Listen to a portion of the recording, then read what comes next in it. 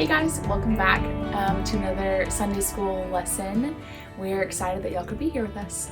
This week we're looking at John chapter 19, and we hope you'll read along. It's a bit of a long chapter, but we're not going to talk about all of it. So go ahead and find a Bible, either your phone or a physical Bible, and turn to John 19. Pause this video and you'll see a list of questions pop up. Go ahead and answer those questions. You can write them down if you want, or just answer them in your head, and then click play and we'll talk about them.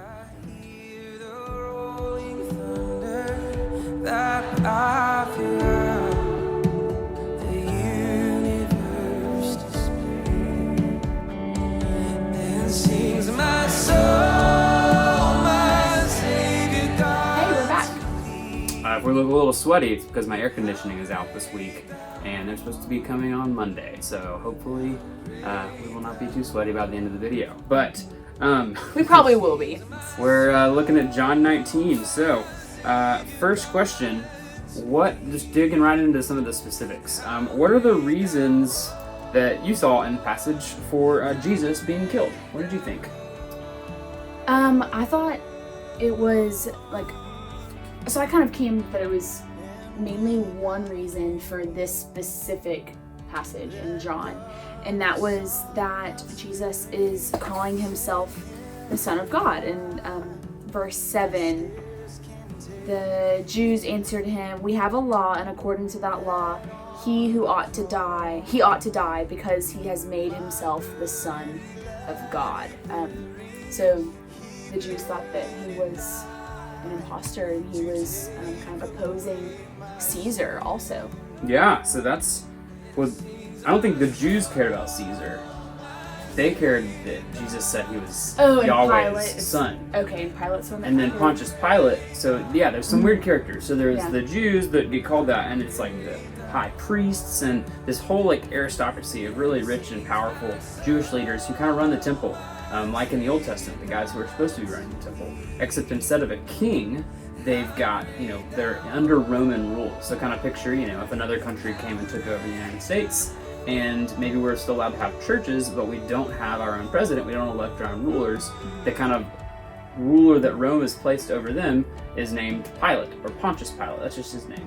And so he's the governor of the area, and he's sort of managing and reporting back to Rome and making sure everything's, going well. And so he cares that Jesus is, claiming to be king, potentially because there could be a revolt or something. Okay. But the Jews are mad because Jesus says he's the Son of God. But what's so weird is, what is Pilate, why does he kill Jesus? So the Jews want him dead because he says he's the Son of God. Why does Pilate kill Jesus?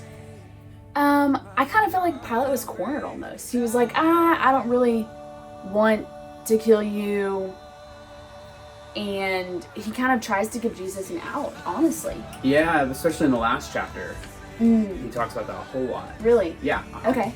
I just saw that in this chapter also of, I won't be able to find it on the spot, but for sure. That's kind of what I was, Yeah, so there's this great irony. The reason I asked this question is because, so in, verse 12, you got the Jews who are supposed to hate Caesar. He's the one who's taken over their country, who, if you've been following our Samuel series, they've been on the search for the king. Well, they finally got the king, the Messiah. Jesus is there, and they're not free. And Jesus is the one who can set them free. And yet, the Jews are speaking to Pilate, saying, look, if you release this man, you're not Caesar's friend.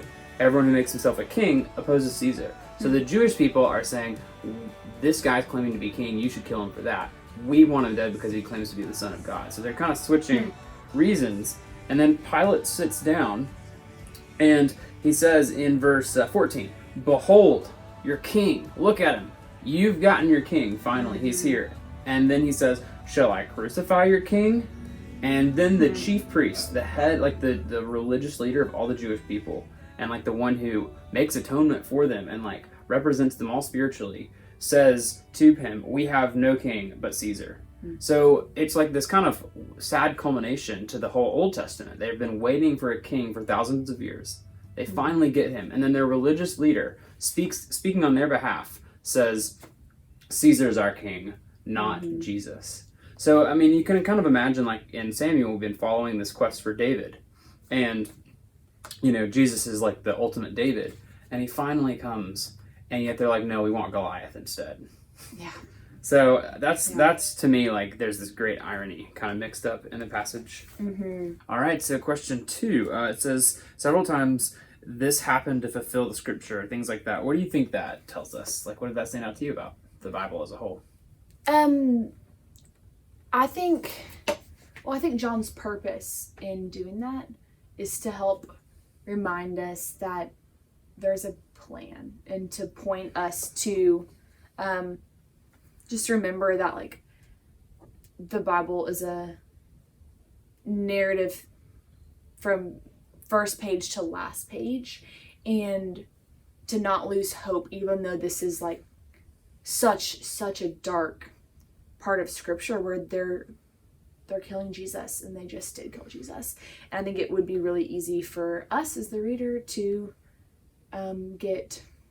not be able to see the empty tomb, Mm-hmm. And I like how John reminds us that God's in control by pointing us back to scripture and helping us see that no, this is as it was written, that his garment would be cast lots for. So that's encouraging to me. It's helps me, I guess, have hope. Even though we know the end of the story, it's nice to have that in John 19.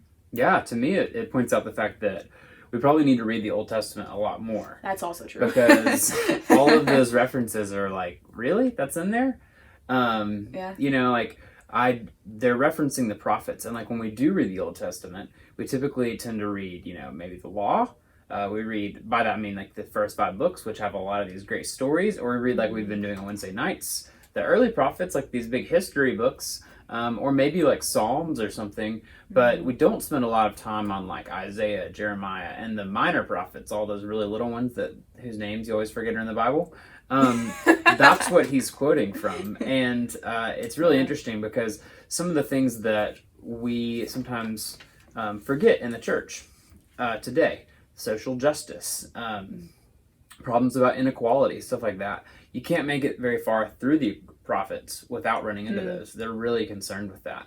Things that we talk about today that we have a problem with, in our lives, where maybe we, on the surface, would say we're Christians, and maybe we, feel that and believe that, and yet we really struggle with genuine worship. We really struggle to want to go to church. The prophets are really concerned with topics like that. And so to me, it's really a reminder that we need to read the whole Bible. We can't Isaiah and Jeremiah and all these, Hosea, Ezekiel, all these prophets are just as important as the Gospel of John, and yet they're even harder sometimes to read. So yeah, for sure. It's a good reminder to read those. Yeah, it's a great point. Absolutely. So final question. We've all probably heard the story a bunch of different ways, right? The crucifixion. We hear it every year around Easter, Good Friday, and then, even if nothing else, you've probably heard it in the other 3 Gospels. And John's bothering to retell it in a very specific way. What did you think about like his way of doing that? What kind of stood out to you maybe about the way John describes it? Well, it kind of piggybacks off of what we just talked about, which was question 2. But what stood out to me was how much he is referencing Old Testament prophecies through this. And I kind of already said this, but that's just hope-filled in such a hopeless moment, in my opinion. So that's kind of what stood out to me. But also, I grew up in a church where this was mainly the passage read at Easter. So I feel like I'm, in that way, am more familiar with this passage and less with the other Gospels telling. Yes, yeah. Sometimes we use the one in John a lot because it's got all these really rich details. If you just read the other ones, you'd come to John and be like, oh my goodness, why he's telling us about blood, and he's telling us about water coming out of his side. He's telling us about like all these very specific and like really vivid pictures. And they're graphic. They are. It's really graphic. Yeah, it feels kind of a little bit inappropriate to read, for kids. And one thing that John, in particular, as an author, is really concerned that we understand, and that his audience understood originally, is that Jesus had a real physical body and really died. I think right now it's really easy for us to forget the importance of physical worship, of interaction. We might, think that like church is just fine online. And we might think that, Christianity is really something that happens like maybe in my heart, or sometimes we think it's in our head. but we forget that actually we're humans with a real body, and it happens like Yeah. worship is a physical thing too. And that's not a new idea. That's something that people believed at the time of the Gospel of John, and they had this whole like false teaching thing that would take form a little bit later called Gnosticism. It's a fun, weird word, but it basically just means that people that said they were Christians, but really just believed that all of our bodies and all physical nature was inherently evil. And sometimes, like, we could be misunderstood to kind of think that, because we say a lot of things that sound like that. Our sin nature is inherent. Sin nature is bad, and like we sometimes like say like our flesh is bad because it's full of sin nature, but it doesn't mean that actually like having a body is inherently bad, right? Because we're gonna have bodies in the resurrection, like real physical bodies, just like Jesus, and being created and like real and physical isn't bad. It's just that all the created stuff we know has a bad nature, sin nature to it. So there's kind of a really common and still very popular, like in the church, confusion over this. We don't always call it Gnosticism, but sometimes, like, I grew up definitely thinking like things that are physical are just kind of bad, and things that are not physical might not be as bad, like God, like, and you kind of picture sometimes heaven as like this place where you float around, whereas like in the Bible it actually describes like this new heavens and new earth that are very much real created things. So John, his gospel is written, and one of the big things he's trying to get across is that actually physical creation is, most of it right now is sinful, right? But it's not always going to be that way. And Jesus really did die with real flesh and real blood, and he spends a lot of time talking about that. Do you think that's why in verse, I guess it's 34, he points out that when the soldiers pierced his side, that blood and water came out, because it just amplifies the fact that he's really human? Is that why? So is that what you're saying? I think that's a big part of it, yes. Okay.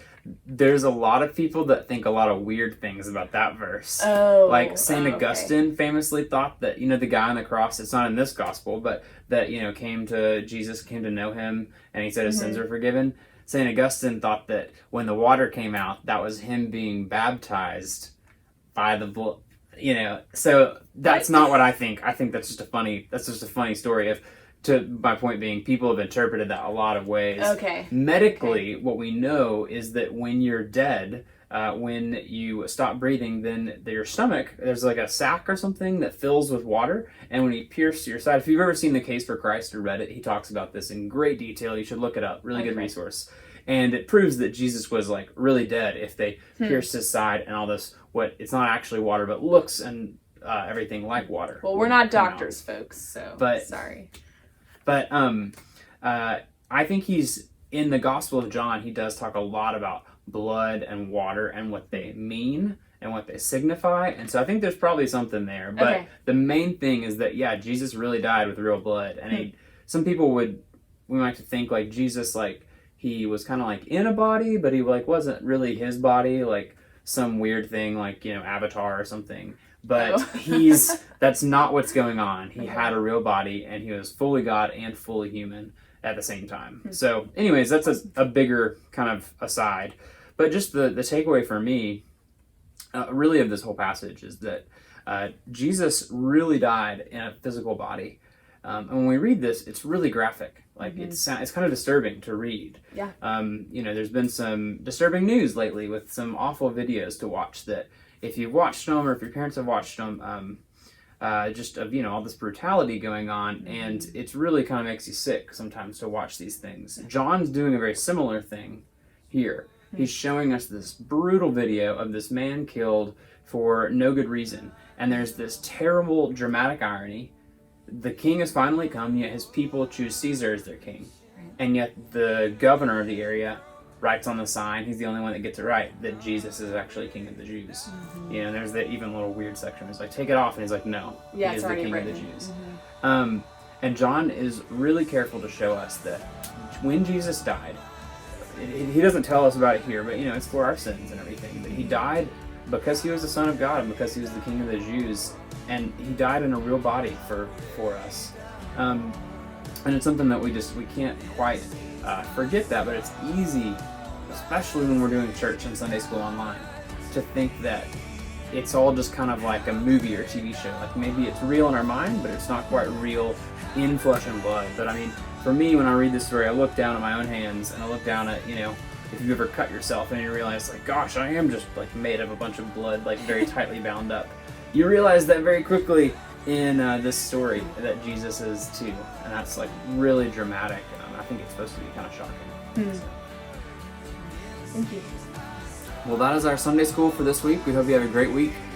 This Wednesday night, we are going to be starting our first of movie nights outdoors. So we're going to be back at the church on Wednesday night doing an outdoor movie. Check our Instagram and Facebook and emails and all that stuff for more information. And we hope to see you there. Bye, y'all.